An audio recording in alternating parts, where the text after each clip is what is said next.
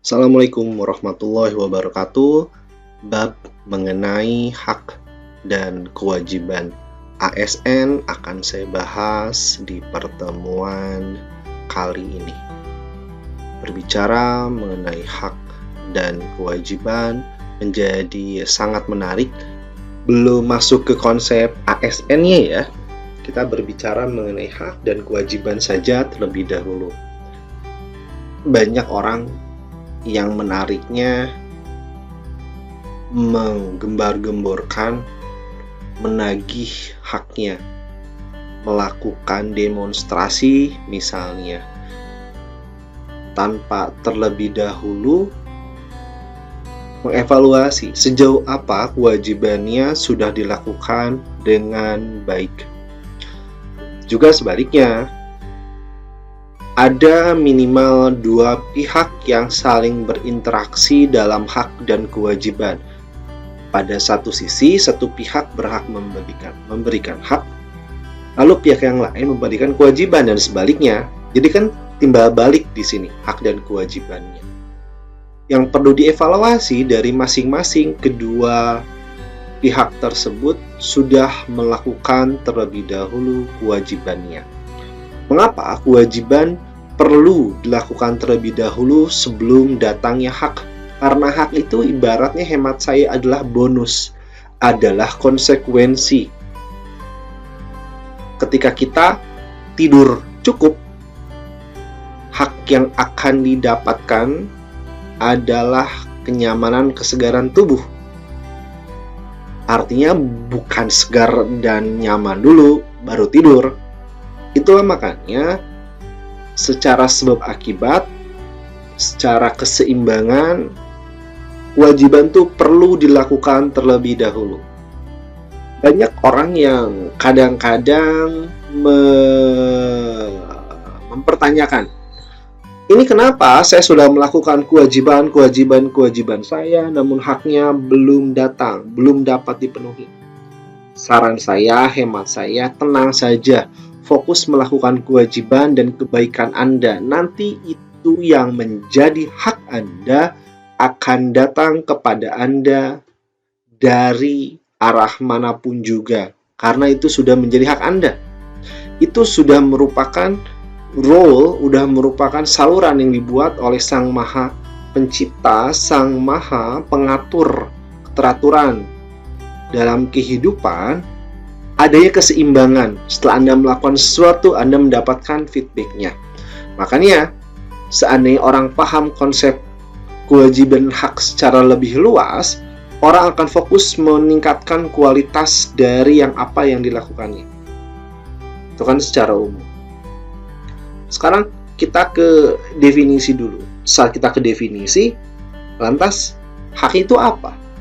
Hak itu apa? Terutama dalam konsepnya kita berbicara mengenai kewajiban dan hak dari ASN. Hak adalah kewenangan, suatu kewenangan atau kekuasaan yang diberikan oleh hukum. Suatu kepentingan yang dilindungi oleh hukum, baik pribadi maupun umum. Sebelumnya saya membahas hak dan kewajiban secara luas. Sekarang yang saya bahas adalah lebih spesifik yuk. Hak menurut, kita akan bahas kan kacamatanya hak ASN ya di sini. Hak dan kewajiban dari ASN. Hak ini apa? Ternyata ketika kita membahas bab ini, hak itu diberikan oleh hukum. Dalam hal ini adalah undang-undang. Ketika ada para pihak yang sebelumnya saya kasih contoh, minimal dua pihak, masing-masing ada kewajiban dan haknya. Dasarnya di sana adalah kewajiban yang tertulis, yang disepakati, yang disadari oleh masing-masing pihak. Untuk hal ini dasarnya adalah aturan, adalah hukum. Bagaimana mengukur apa yang patut diterima, apa yang layak diterima, itu dasarnya ada di hukum. Maka selanjutnya, mengapa ada ASN diberikan hak? Tentu saja agar dapat melaksanakan tugas dan tanggung jawabnya dengan baik. Motivasi produktivitas, kesejahteraan, diberikan hak-hak untuk mencukupi kebutuhan primernya. Mengapa demikian? Bila Bapak, Ibu, rekan-rekan mahasiswa mengingat ada teori kebutuhan dasar piramid dari Maslow. Kebutuhan dasar adalah fisik, makan, tidur. Ini perlu dipenuhi terlebih dahulu. Ini perlu dicukupi terlebih dahulu. Dengan demikian, nanti ujung-ujungnya di puncak piramid ada sebuah produktivitas, ada sebuah karya yang bisa dihasilkan. Orang akan menjadi sulit berkarya produktif ketika perutnya lapar, ketika istirahatnya belum cukup. Itu mengenai hak. Lantas kewajiban, beban, tanggungan yang kontraktual. Ada kata kunci di sini, juga ada kontraknya yang dibuat kewajibannya sesuai dengan jabatannya tentu saja. Nah, ini yang saya bilang ada aturannya. Diatur pada apa? Pasal 1 butir 3 dan pasal 7. Kemudian untuk P3K ada di pasal 1 butir 4 dan pasal 7. Apa yang menjadi hak, juga kewajibannya.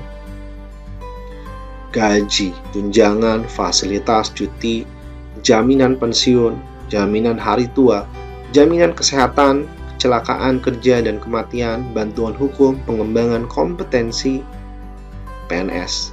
Demikian pula dengan P3K, mirip dengan yang di atas. Kewajibannya tentu saja sebagai abdi negara, setia dan taat pada Pancasila, Undang-Undang Dasar, pemerintah yang sah. Pemerintah yang sah bagaimana? Setelah itu menjaga persatuan kesatuan bangsa di bawah koordinator pemerintahan yang sah. Dan selanjutnya menjadi aneh ketika ada ASN yang kontribusinya untuk kontra dengan negara, membuat negara dalam negara. Nah, ini yang perlu diawasi, hati-hati, digrogoti oleh pegawainya sendiri.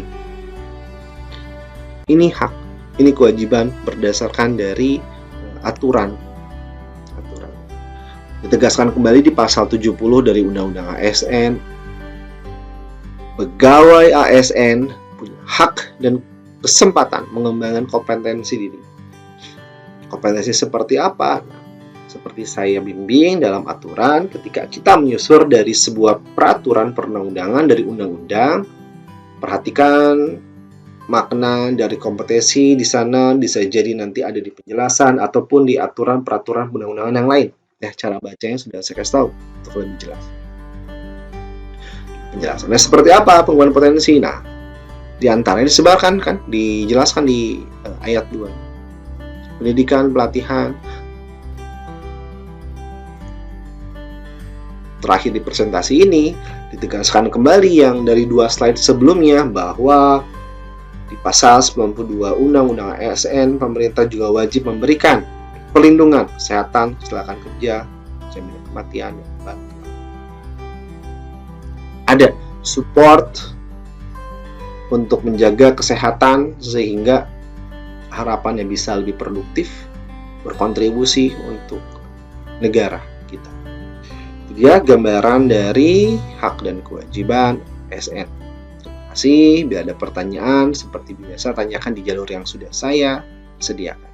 Saya Romi Muhammad Ramdhani pamit. Wassalamualaikum warahmatullahi wabarakatuh.